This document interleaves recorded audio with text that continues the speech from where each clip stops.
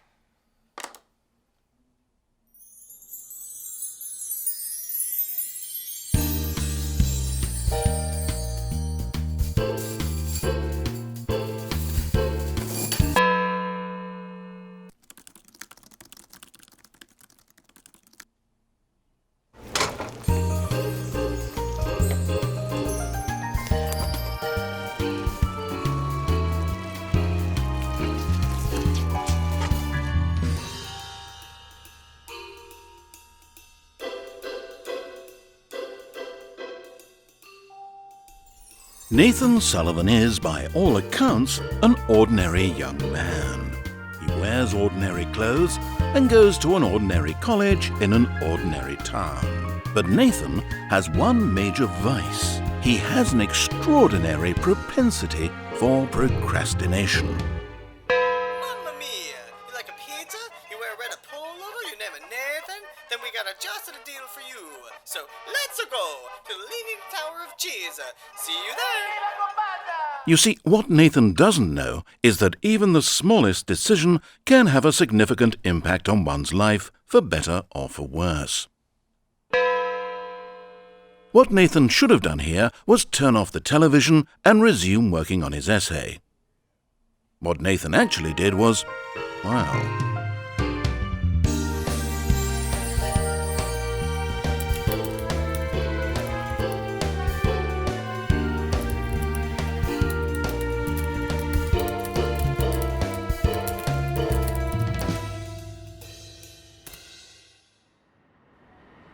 After placing an order for pickup, Nathan began making his way towards the pizzeria, when suddenly he realized that he had absent-mindedly wandered into a particularly unsavory neighborhood.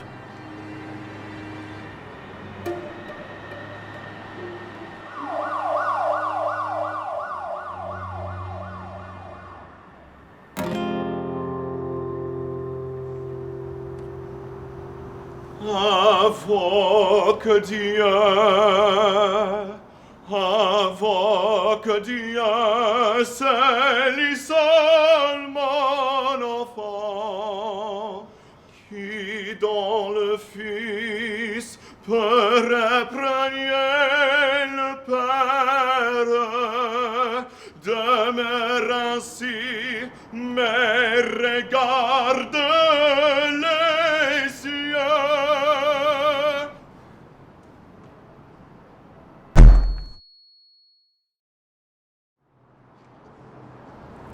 Are you okay? Hey, are you okay? I think I just got mugged by the Phantom of the Opera. Oh, I just heard the most perfect baritone coming from that direction. Come on, hop in my car. Maybe we can catch him. By the way, my name's Sarah Jane. At this point, the logical thing to do would have been for Nathan to cut his losses, report the muggings to the authorities, and head home to finish his essay. But the girl was just cute enough. I'm Nathan. This is exciting, isn't it? It's like we're in an action movie during a chase scene and we're about to catch the bad guy. Yeah, it's, My boyfriend loves action movies. Well, ex-boyfriend, Theodore. He just broke up with me out of the blue, and I thought things were going so well. That sucks. But maybe he just needs some time to figure things out, you know? Maybe he just needs a little space. You're right. I should take all my stuff back. I'll threaten to leave forever and grab all my things from the apartment. That'll show Theodore. And then he'll realize he can never live without me. Yeah, that's what I'll do. I mean, I'm the one that pays the rent. He just sits all day with that stupid, plank stare and smug grin on his face while I'm at work supporting both of us. Thanks for the advice, Nathan. You're a true friend. My best friend. What? Nothing. I know. You should come with me to Theodore's place. Oh, you know, I would, but I probably should. Wait, there he is!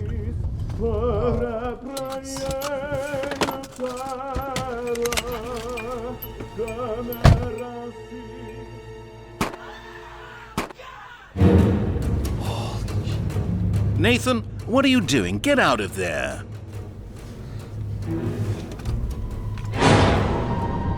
Oh my, you're screwed, Nathan. Look what I found! Look, I really appreciate all the help and everything, but I really think I should be probably getting going. Stay! I insist. Promise. Stay for a little bit.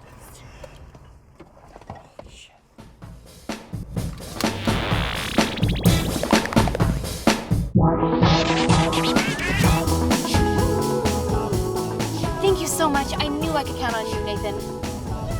Ah, his cell phone. Perhaps Nathan could use it to call for help. But first, he would need to create a diversion. You know, I'm pretty hungry. Do you want to grab some food before we head to Theodore's? Sure.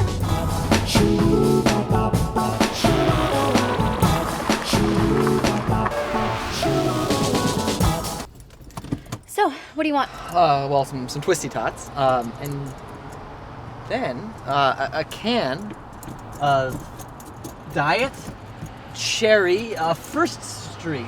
A can of Diet Cherry First Street. What? It's foreign. They might not think they stock it, but just check those back shelves. I'll see if they have it. I'll be here.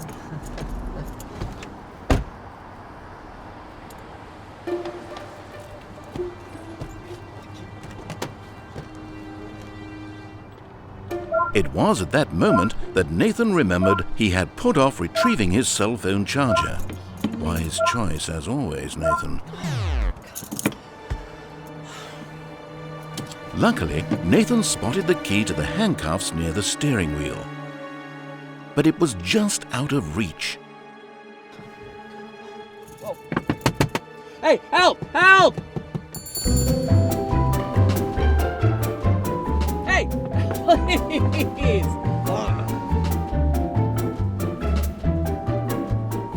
Oh, hey, you there? Please, please, hey, help! This is a really nice thank car, you. isn't I it? was wondering. Is this a Corolla? What is this? Hyundai. So the thing about dogs is when you get attacked by one, you never want to offer your, dominant arm. You always want to offer your non-dominant Sense. arm.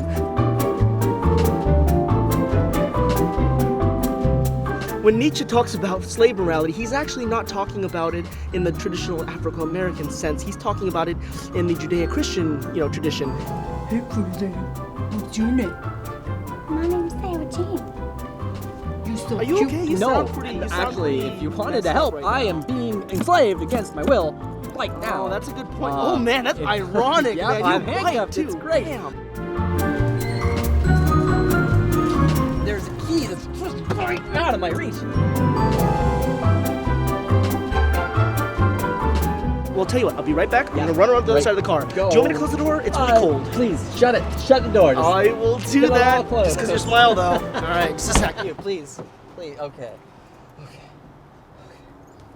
It's just, yeah, yes. Hello, it's, so the key's on the dash. Just to your left. Yep. There we go. There. You can just, Okay.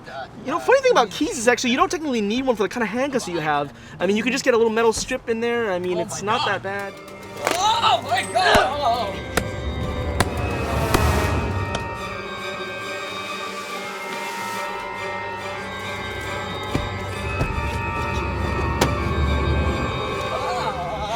How could you do this to me, Nathan? I thought we were friends. You're just like all the other men in my life. Leave me right when I need you the most. Are you gonna abandon me, Nathan? No? Okay, great. Let's go. Oh, here's your soda. By the way, it's pronounced Durst Street. It's German. Seatbelt.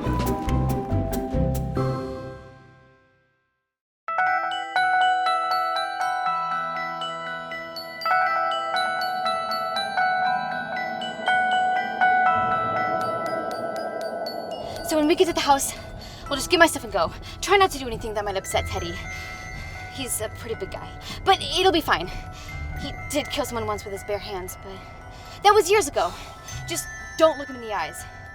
Those piercing, beady eyes.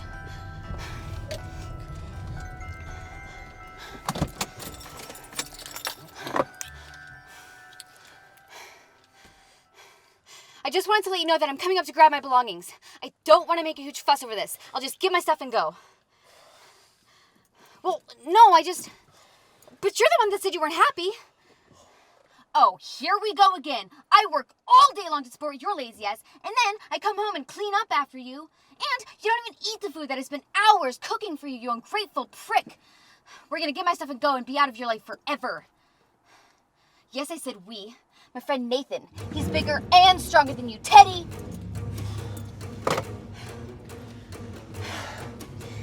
Nathan, I'm gonna be right back. Don't go anywhere, or I'll kill you. Boop.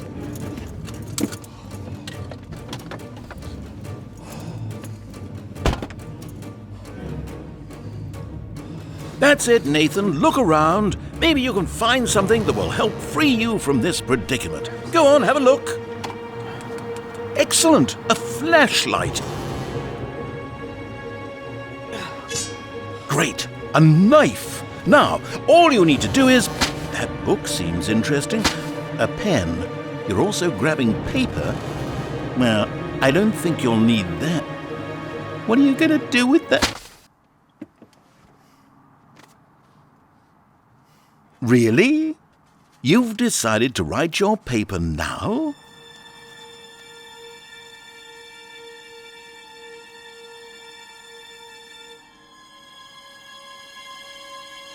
So Theodore's pretty upset. He won't let me take any of my belongings. He's crazy. And he wants to have a word with you. Oh. Where is he? Right here, still. Oh. Hey. Teddy? Reclaiming his destiny from the hands of fate, Nathan, struck with an idea, decided to free himself.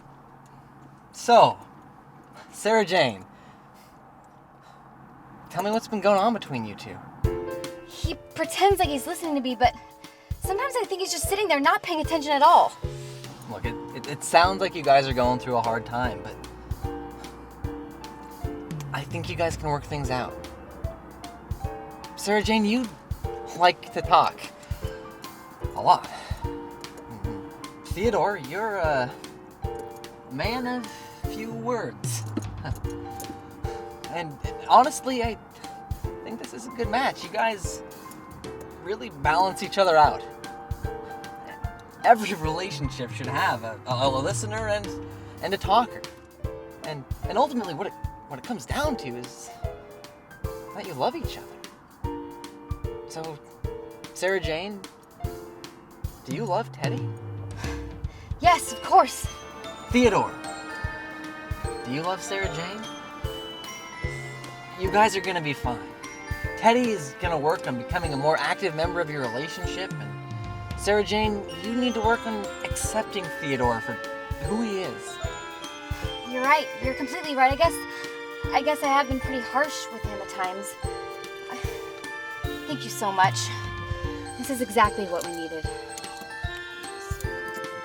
It's on that side, thank you. Well, you're welcome.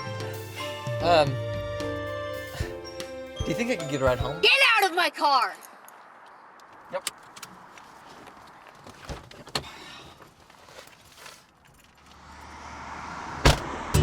So, after a long day, Nathan finally realized that he should have just stayed home and written his paper, and that choosing little distractions over accomplishing your tasks on time can lead to dire consequences.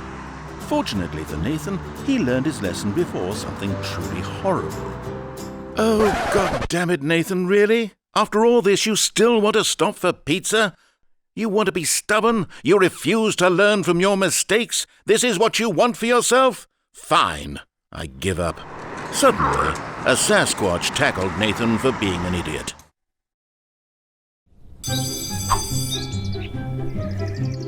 And that's why you should never procrastinate. So, got that? what happened to Nathan? Nathan failed. He didn't apply himself. We all see that. What you're saying is Sarah Jane murdered 2 people in a public space. Where's the legal follow-up on that?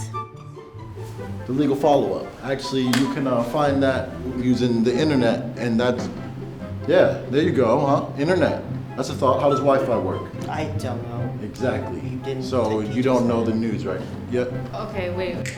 So basically what you're telling us is that a full-grown Sasquatch mauled a man in front of a restaurant. How did this not make front page news? It made back page news, and that was very perceptive of you. And if I'm gonna be honest here, the story didn't really do it for me. It reminded me a lot of Monty Python, but overall, the story felt flat. It just came up with this random conclusion and just sloppily tacked it on. Well, the story, what it did is it dripped, okay? And that's what the formula of it is all over the place. What does that mean, it dripped? I feel like it kind of leaked. That story just kind of leaked out. Nothing leaks here except for knowledge, young man. Knowledge. Okay, wait. Weren't we supposed to get our papers back today? Yes. You didn't get that back? No. You said you were gonna give Yeah, it yeah, back today. actually, let me... Did you grade them? Yes, they're graded. The system happened to be down. Okay, so this whole story was just to make us forget that you didn't grade our papers on time. Your papers are graded. Where are they? You questioning me? Yes, I'm questioning you. I just asked you a question. We've been here for 45 minutes, waiting for you to give us our papers, and you've just been ranting on about Yetis and a guy named Nathan. I don't even know what you're talking about. Knowledge is leaking all over the place right now, and I'm not liking it. You know, let's just go. Let's go. Okay, I see what we're doing here. Yeah, we're leaving. That's what we're doing. Oh, nice. Oh my god. Are you leaving? We're leaving.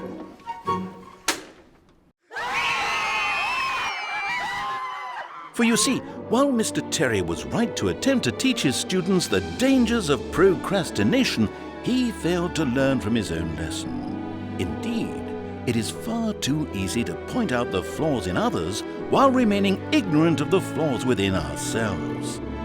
Ultimately, there are 2 things that can be learned from the story of Mr. Terry.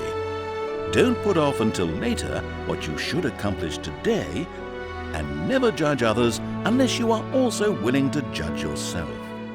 Remember these lessons, lest you also fall victim to a grisly fate.